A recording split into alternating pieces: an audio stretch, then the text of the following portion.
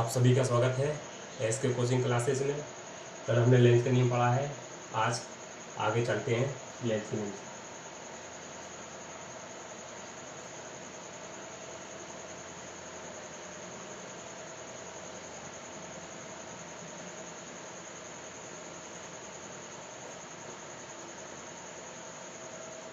एक बार लेंस के नियम को रिवाइज करते हैं, उसके बाद आगे चलते हैं।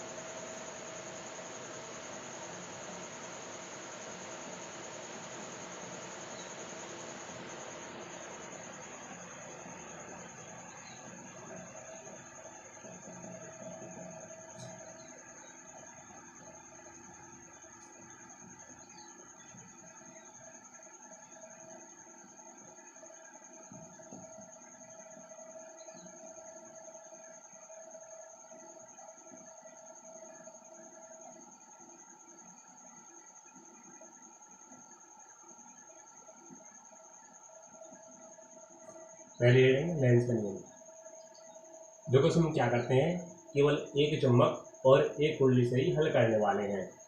एक चुंबक लेते हैं और एक कुंडली लेते हैं।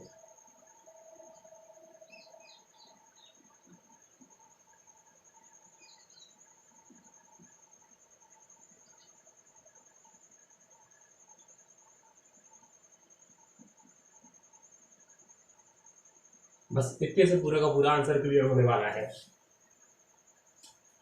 लेंस का नियम देखो, लेंस का नियम होता क्या है कि लेंस के नियम अनुसार या लेंस के नियम के अनुसार विद्युत चुंबकीय प्रेरण की प्रत्येक अवस्था में प्रेरित धारा की दिशा इस प्रकार होती है कि वह उस कारण का विरोध कर सके जिसके कारण वह स्वयं उत्पन्न हुई हो, अर्थात प्रेरित विद्युत वाहक बल चुंबकीय फ्लक्स में परिवर्तन का विरोध करता है। अब व्याख्या, इतना थोड़ा ध्यान रखना है लेंस के नियम। अब व्याख्या चलते हैं। देखो व्याख्या में होता क्या है, जब चुंबक के एन ध्रुव को कुंडली के किसी तल के पास ले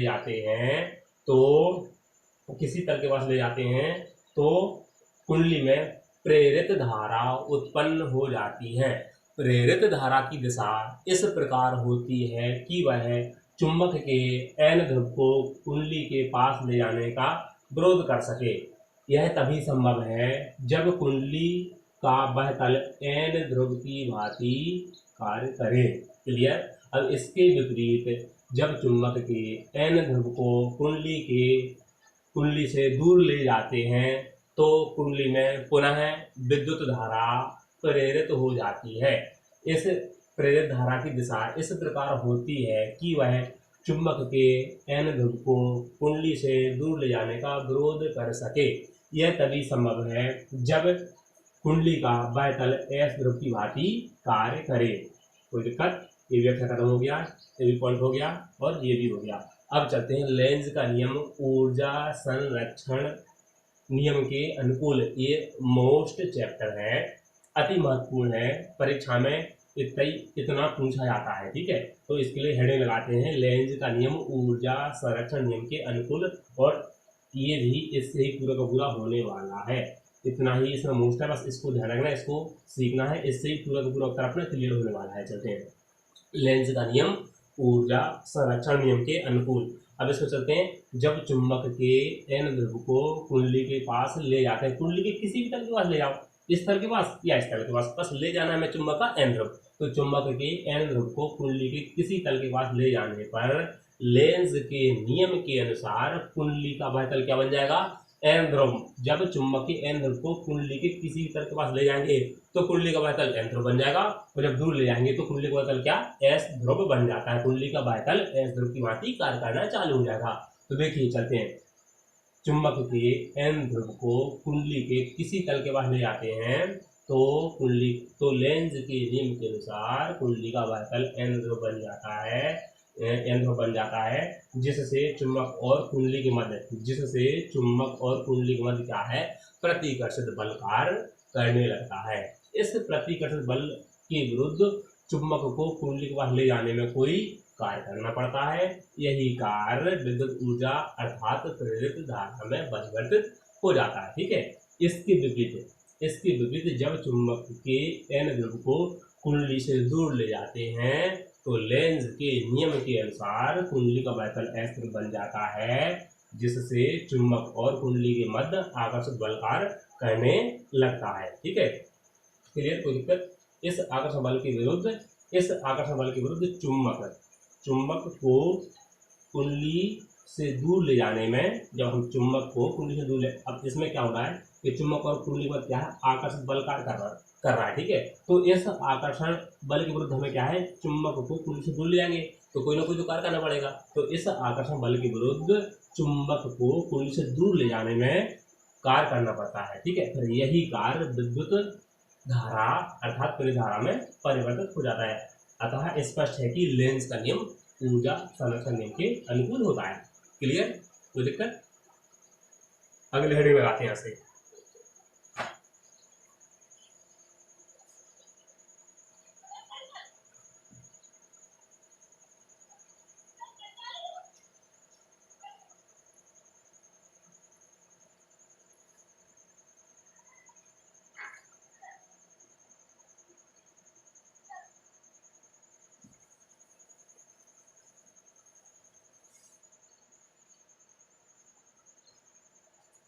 अगली हेडिंग लगाते हैं स्वप्रेरण।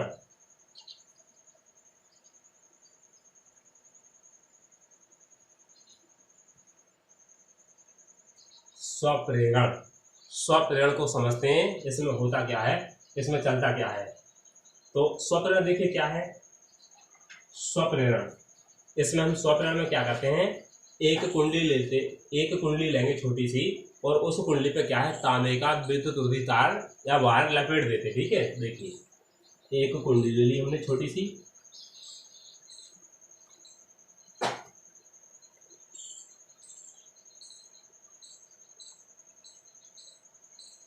इस कुंडली का नाम दे दिया है L।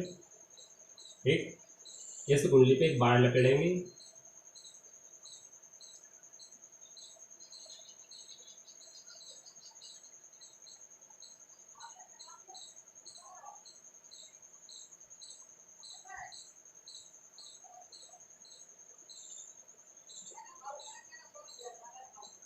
इस कुंडली के साथ समांतर क्रम में एक बल्ब भी जोड़ देते हैं। समांतर क्रम में, और इस क्रम में समांतर क्रम में एक बल्ब भी जोड़ देते हैं।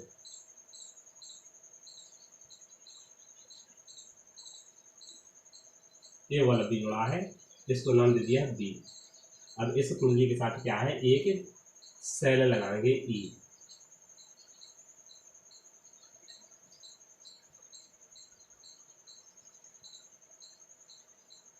एक कुंजी जोड़ देते हैं के,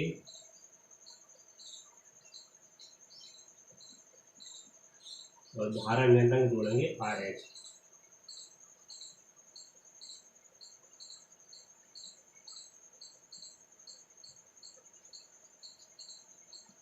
इतना छोटा सा, इससे देखना है चलता क्या है, इसमें होता क्या है, बस इसी को समझना है। इसको समझ लिया, समझो स्वप्रेरण पूरा का पूरा कंप्लीट और क्लियर हो गया है। तो इसमें क्या है, अपना एक कुंडली है L, जिसको हमने क्या है, जो ये क्या है, तांबे का विद्युत रोधी तार लपेट दिया है। फिर इस कुंडली के साथ समांतर क्रम में एक बल्ब भी जोड़ दिया है, इसी कुंडली में एक सेल ई जोड़ा है, कुंजी की लगा दिया है, और उसमें धारा नियंत्रक RH जोड़ दिया है।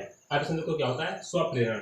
जब किसी कुंडली में, ये अपनी कुंडली है, जब किसी कुंडली से बहने वाली धारा के मान में परिवर्तन किया जाता है, जो कुंडली में धारा बह रही है तो उसके मान में क्या परिवर्तन किया जाएगा, तो उसमें होता क्या है, बस उसी को समझना है, कुछ नहीं करना है। जब किसी कुंडली से बहने वाली धारा के मान में परिवर्तन किया जाता है, तो उस कुंडली से उस कुंडली से गुजरने वाली चुंबकीय बल रेखाओं की संख्या में क्या है, एक परिवर्तन मतलब कमी होगी या फिर बढ़ेगा, या तो कमी होगी या बढ़ेगा, उसको बोलते हैं परिवर्तन होना। जब किसी कुंडली से बहने वाली धारा के मान में परिवर्तन किया जाता है, तो जब किसी कुंडली, ये अपनी कुंडली है, जब किसी कुंडली में, इस कुंडली माना कि कोई धारा, देखो शैली से क्या धारा बहेगी, इस कुंडली में क्या धारा बह रही है, जब इसमें जो धारा बह रही कुंडली में उसके मान में परिवर्तन करेंगे तो उससे गुजरने वाली चुंबकीय रेखाओं की संख्या में क्या है, ऑटोमेटिक परिवर्तन होगा, कमी होगी या बढ़ेंगे। ठीक है, कुछ ना कुछ तो होगा, या तो कम होगा या बढ़ेगा। जब उसमें क्या परिवर्तन होगा, घटाव बढ़ाव, तो घटाव बढ़ाव या घटेगा या बढ़ेगा, कुछ ना कुछ तो होगा। तो चुंबकीय रेखाओं की संख्या में भी क्या है, परिवर्तन होना चालू हो जाएगा। तो इसको कैसे कंप्लीट रखना है, जब किसी कुंडली से गुजरने वाली विद्युत बहने वाली विद्युत धारा के मान में परिवर्तन किया जाता है तो कुंडली से गुजरने वाली चुंबकीय बल रेखाओं की संख्या में परिवर्तन होता है। क्लियर, कोई दिक्कत यहाँ तक?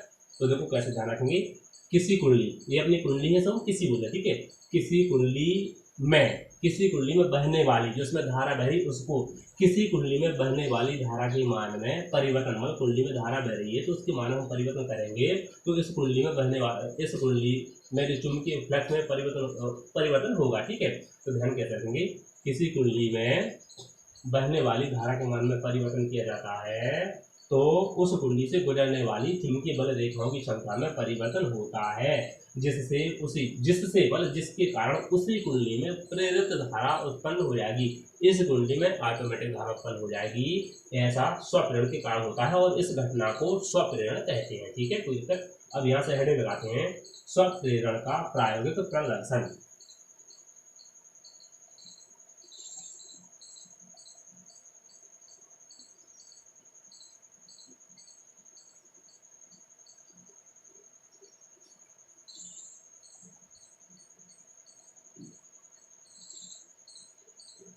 स्वप्रेरण का प्रायोगिक प्रदर्शन, इसमें चलते हैं।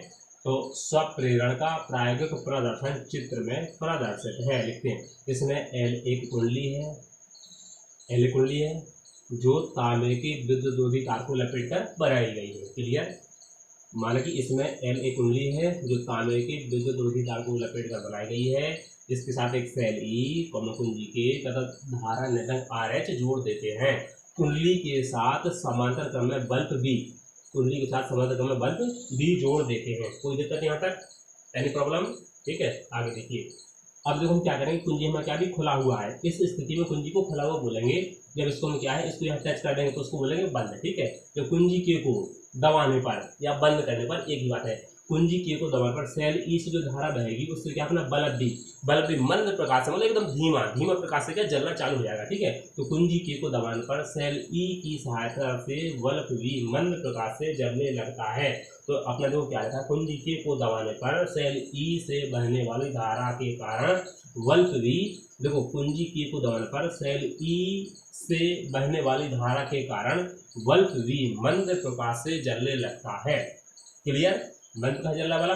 अब देखो हमें कुंजी क्या भी बंद है। ठीक है, या कुंजी के को दबा दिया तो चालू कुंजी। ठीक है, जो कुंजी हम के को खोल देंगे, मतलब यहाँ से क्या है, इसको जो भी खुला हुआ तो इसी स्थिति में खुला लाएंगे। ठीक है, जब कुंजी के को खोल देते हैं, ठीक है, जब कुंजी के को खोल देते हैं तो बल्ब भी तुरंत ही मंद प्रकाश, तो अपना कहते हैं बल्ब भी क्या है, तुरंत ही मंद प्रकाश से नहीं जलेगा। ठीक है, बल्कि क्या होगा कि कुछ क्षण के लिए तेज प्रकाश से जलकर एकाएक या अचानक बंद हो जाएगा। ऐसा स्वप्रेरण के कारण होता है। समझिए बात के लिए। ठीक है, कुंजी के को दबाने पर सेल ई के कारण बल्ब भी मंद प्रकाश से जलने लगता है। ठीक है, तो कुंजी के को खोल देने पर बल्ब भी मंद प्रकाश से बंद नहीं होगा। ठीक है, मंद प्रकाश के साथ बंद नहीं होता, बल्कि कुछ क्षण इतना छोटा समय कि हमें दिखाई भी नहीं देगा। ठीक है, कुछ क्षण के लिए तेज प्रकाश से जलकर अचानक या फिर एकाएक बंद हो जाता है। ठीक है, ऐसा स्वप्रेरण के कारण होता है। कोई दिक्कत है इसमें? ठीक है, होता है।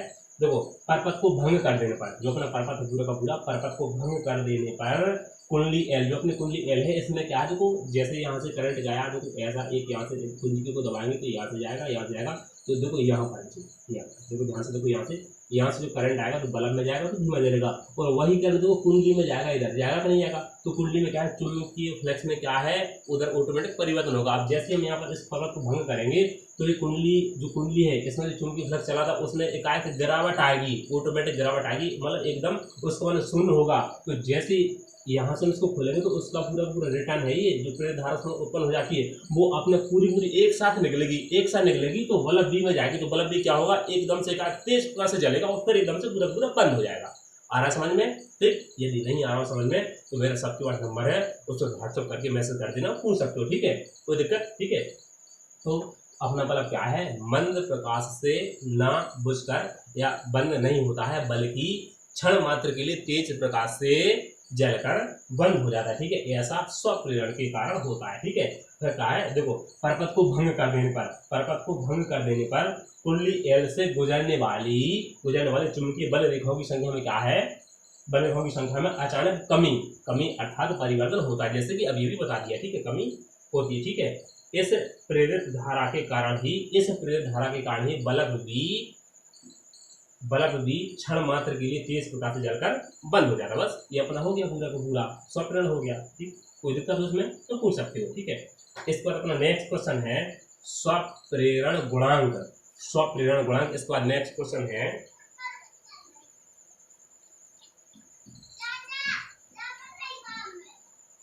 जाओ जाओ खेलो।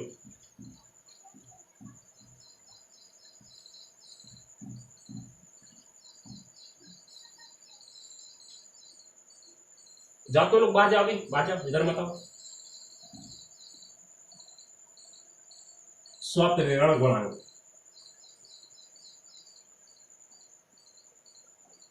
स्वप्रेरण गुणांक या इसको बोलते हैं स्वप्रेरकत्व।